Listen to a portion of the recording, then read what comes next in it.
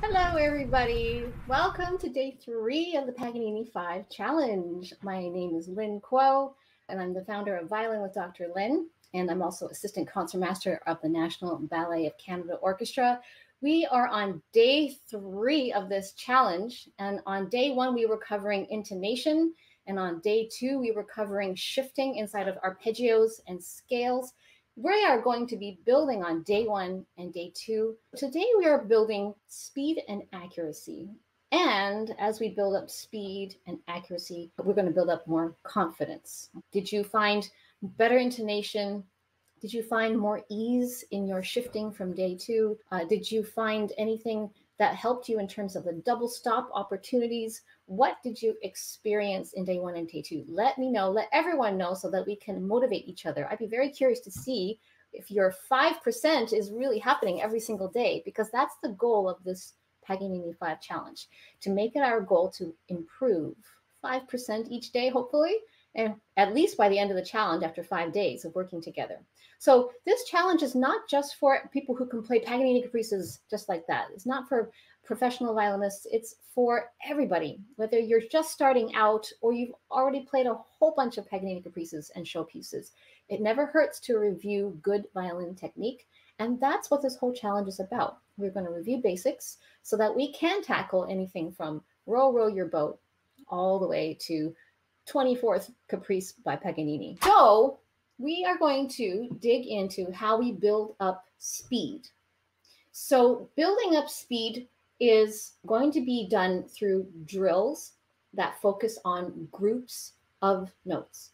So I will quickly share this. I hope you can see that. I don't know if you can tell, but you see how I've drawn brackets over the notes. For example, in the arpeggio, we can even apply this to the agitato section in the 16ths.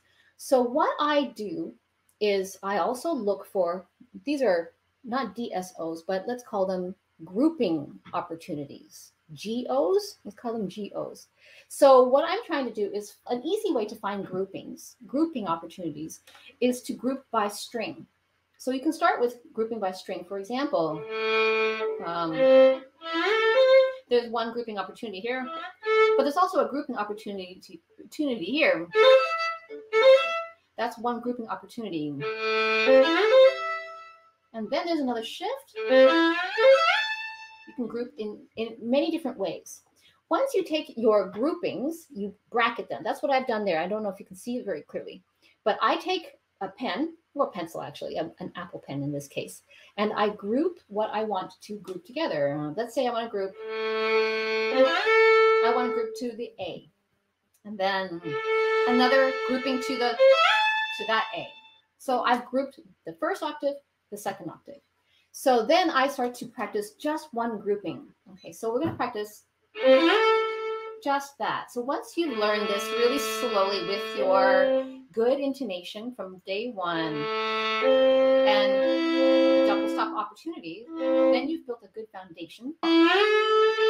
What we're going to do now is increase the speed of that one little group. If we review back to the original goal of this challenge, I suggested that we could learn as little as 5 notes, 5 measures, or 5 lines. And in this case, when we're building up speed, this is what I really actually do. I take it a second and say, I'm just going to play 5 notes. In this case, it's 1, 2, 3, 4 notes, 4 notes, as quickly as I can and as accurately as I can.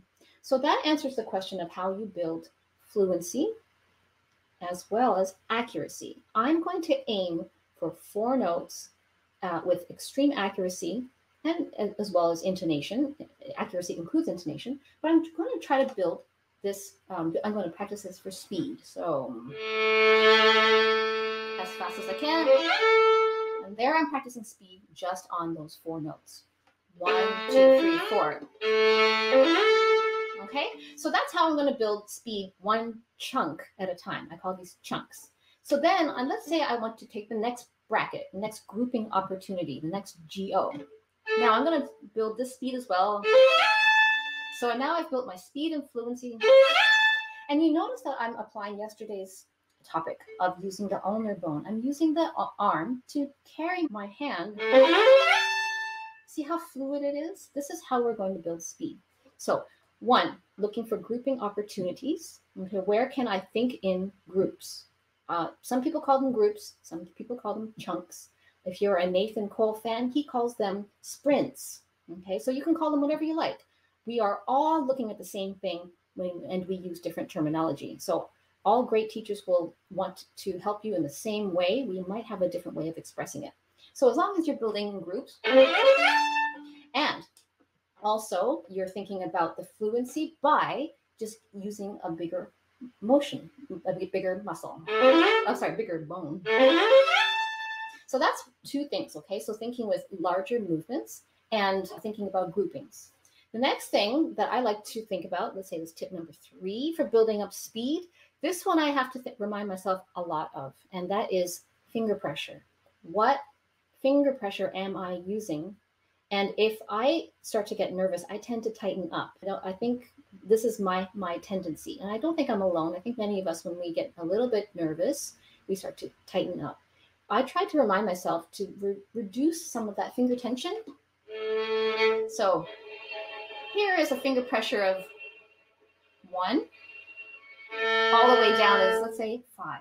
Okay, so we can go from a 1 to a 5. 1 to a 5. You can hear the difference. 1 is about a harmonic pressure. If I go a 2, you're going a little deeper into the string. 3, there's a sound coming out now at 3. And let's say a 4 goes even deeper into the string. And then 5 is all the way. So clearly I don't need a finger pressure of 5, okay, all the time. I can actually subtract the finger pressure until it's just enough to get a good sound. While you're doing that, make sure your bow is solid though. Instead of this, try to get your lightest possible finger pressure, but with a solid bow. And because I've studied with Nathan Cole, I know that he calls this MVP, minimum viable pressure, okay? So while you are practicing minimum viable pressure, make sure you have a good sound in the right hand. So now, if you're wondering about how to build your sound, you can visit my YouTube tutorial called The 5 Elements of How to Build Your Sound, 5 Tips to Build a Better Sound. I talk about VAPS, vibrato, bow angle, pressure of the bow, and point of contact of the bow, and the speed of the bow. So you might want to review that video when we talk about building your sound. So while you're doing lighter finger pressure, make sure you have a good sound. Now, why is a lighter finger pressure good for building speed? If I'm putting a lot of finger pressure, let's say a finger pressure of 5, and now my bow starts to get heavy too, my shifting is going to be a little bit sticky. So I like to subtract a little bit of finger pressure. I'm still getting a good sound, but my finger pressure is now a little bit less. Now, the faster I want to go, now this is going to be an answer to your question about how to build up speed. Generally speaking, the faster you would like to go, I try to go as light as possible with my finger pressure, almost to the point where the flesh of my finger is just sitting ever so slightly on top of the string. Let's see. If this is a string, and I just take my finger, I'm just going to, just enough flesh to sit on top. This would be, let's say, a finger pressure of 5. This would be 0, just enough to set the string down for a pitch. And that's the perfect amount of pressure for when I want to build fast shifts. Okay, so sorry about this. Okay, so something like that. All right, so finger pressure is really paramount.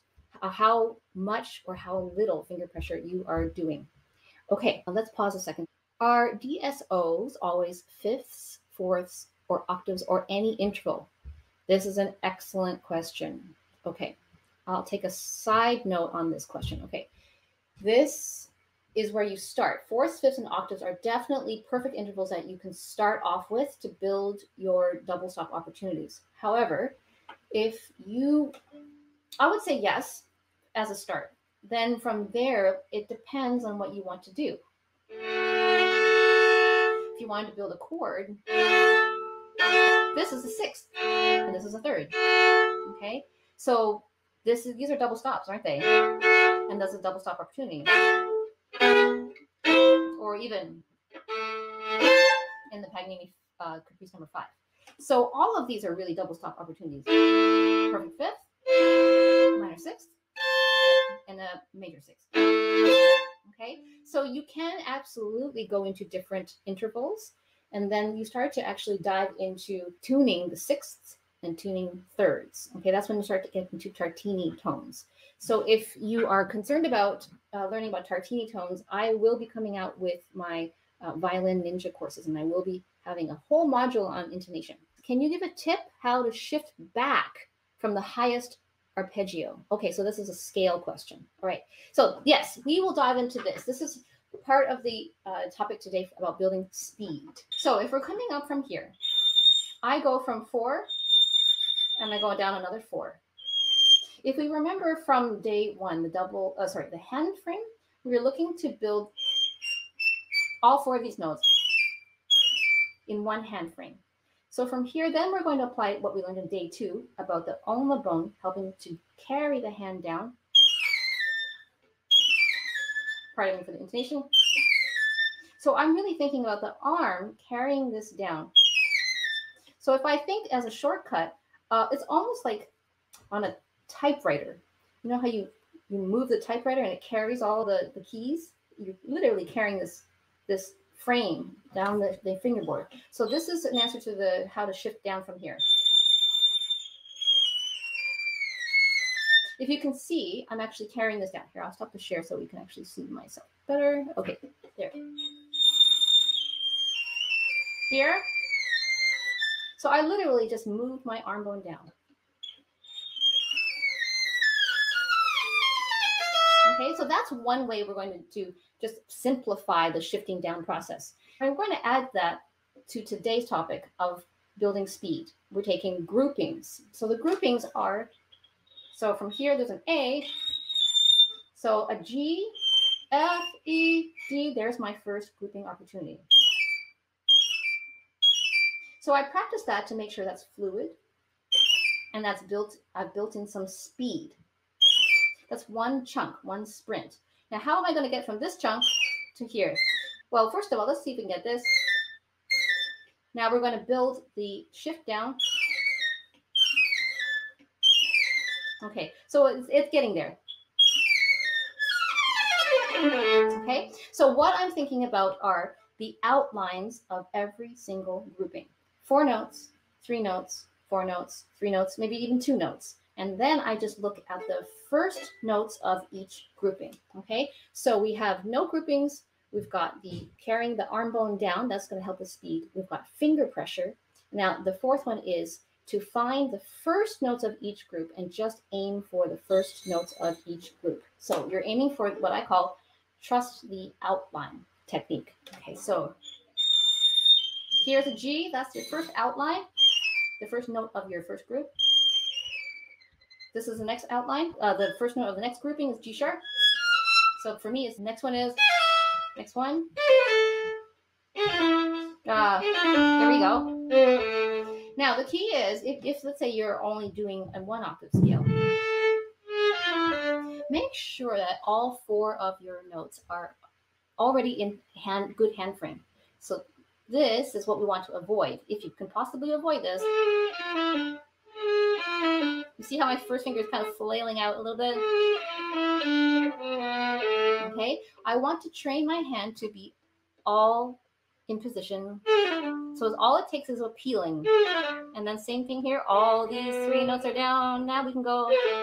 So what we're doing is building rapidity, speed in each mini chunk. Da-da-da. And then what you do after you take all of those groupings is you start to join all these chunks together. So let's see. So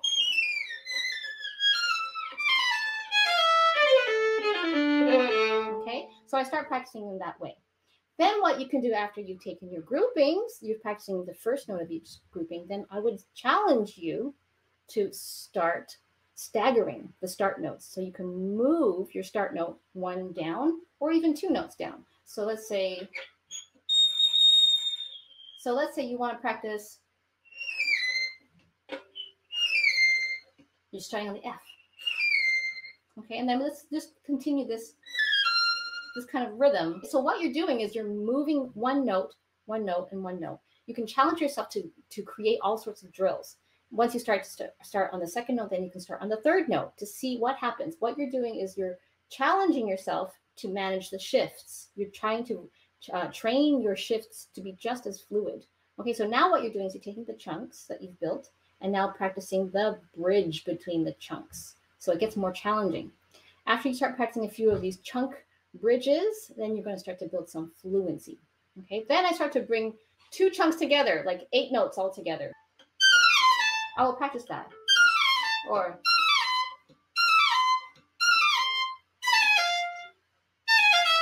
now the trick also is something that I learned from Burton Kaplan. The trick is when you're pairing all these notes together or grouping all these notes together is to never do them mindlessly. What you want to do is before you descend rapidly through your group, make sure your brain is ahead of your fingers. So let's say in the agitato section, let's say it's 8 notes, right? This is my goal, 8 notes. I want to make it clean. Now let's say I want to do, so I'm staggering my start note. I'm going to start here on the 3rd note. So what I'm training is the fluency between these 4 notes. So before I play those 4 notes, my brain is ahead of my fingers, meaning that I know that the spacing is, I have my spacing between the 4 notes, perfect semitone, tone, and another tone. And then after I have those in my brain, and then I execute the chunk. And then I try to do that very fluently. Now I'm going to go rewind back to the full 8-note chunk.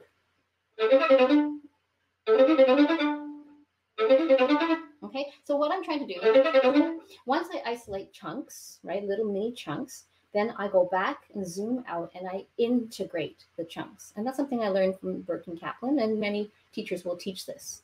These are basically techniques that you add to your practicing strategies. And these are more of what I teach in my upcoming course called Practice Techniques.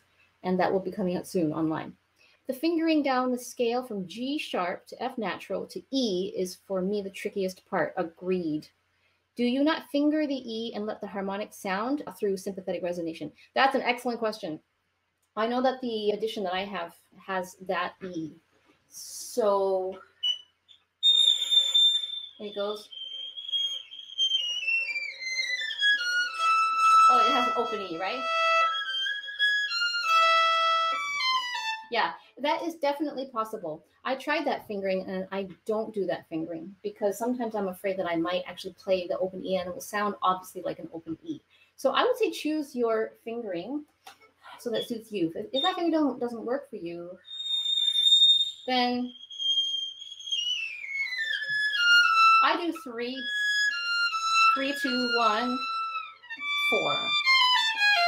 That's what I do. But I would say you need to choose a fingering that works for you and then experiment with these chunks that we're working on now, practicing speed inside one chunk and practicing between chunks and between shifts. Okay, when I shift from 1st to 4th position, when I keep my hand frame stable, my shift isn't always in tune. But when I shift using more my wrist and when my first finger travels before my hand, it's better? Is it okay? Let's see. When I shift using more my wrist and when my first finger travels before my hand, it's better? I don't necessarily think that because, I mean, 1st to 4th, this is me not using my arm at all. Basically, you're doing crawling. I think is what you're describing. I would definitely try to audiate the pitch first. Another thing that you can do, which I didn't necessarily talk about yesterday, is a shifting concept about bouncing. You're taking the first note, and like you're standing on a diving board, you're going to, or like a leapfrog motion, you're going to bounce off the first note and land on the second note. So you're going from E, A. So that's a technique that I learned from my teacher, Dr. Nancy Dawn, and she learned that from Donald Weilerstein. So if you want to think of it that way, I'm literally bouncing from the E to the A. Okay? how do you manage not being able to pay attention to every note in fast passages? Perfect question. This actually directly applies to building speed. The last tip I wanted to talk about in terms of building speed. So let's review. I always like to review. We talked about grouping opportunities, going through the music and finding groups of notes that you can play rapidly. Okay, so you're going to go through the music just like I did. If you see my part, and if you haven't downloaded my part, you can definitely do that. You can go here and you can definitely download my part. If you enter in your email, you'll get my marked up part. So what I do is I go through groupings. Then I remember to practice them rapidly, okay, rapidly in one grouping, and make sure the hand frame is there, okay, any double stop opportunities, you're training your hand frame. So this is why I started off with hand frame first, so that we could build this into day 3 when we build speed. Okay, then we're going to talk about the first notes of every group. So how do we not think of every single note when we're playing fast passages? The trick is we don't. If you think about every single note in a fast passage, it will be too much information for our brains. So that's why I like to concentrate on just the skeleton, the outline, chunk to chunk to chunk to chunk to chunk. Then eventually, how you build speed is to start making the chunks larger. You start to be able to group larger chunks. So 8 notes instead of 3 or 4, then become 8 notes, 8 notes, 8 notes. Let's say we're doing... I'm trying to think of every single pitch. But what if I just take the bottom? This is actually part 3 of today's topic of building speed, accuracy. And now we're going to build more confidence. Yes, we've done all of our homework, double stop, shifting, hand frame. But now we need to build some confidence, because eventually we want to play this for our video or submit a video or play it for somebody. What I now like to do is, after I've done all my groupings, grouping, that's my final note. Then I take the entire group from here to there. So I'm just thinking bottom to the top. Okay, so then I'm just thinking first note, G, C, C sharp, D, and then G sharp, C. I'm just thinking the groups, the first notes of every group. That's how I don't think of every single note. I would love for you to go into the Facebook group and post anything that we talked about today, whether it's a 5-note group, you want to practice a chunk and increase the speed, whether you want to increase 1 arpeggio, the speed of that, try to build accuracy, build confidence, aim for the outline. I call that the trust your outline technique. The chunks you mentioned are called bursts. Okay, in Olga Kahler's book, in the practice techniques for passage section, I have found that technique helpful for any fast passages. Yes, see, as I mentioned, we all have a different terminology. Bursts, chunks, groups, sprints, we all have different terminology, but we are all saying the same thing. We're all one big happy family in the violin and viola world. Okay, so I will leave you with bursts and sprints and groups and to practice on your own. Okay, so thank you so much, and I will see you for day 4 tomorrow. Day 4, we're going to be talking about left hand secrets. Okay, so left hand tips that will help your left hand in stretches or in other things, and especially if you have small hands like me. Thank you everyone for watching, and I will see you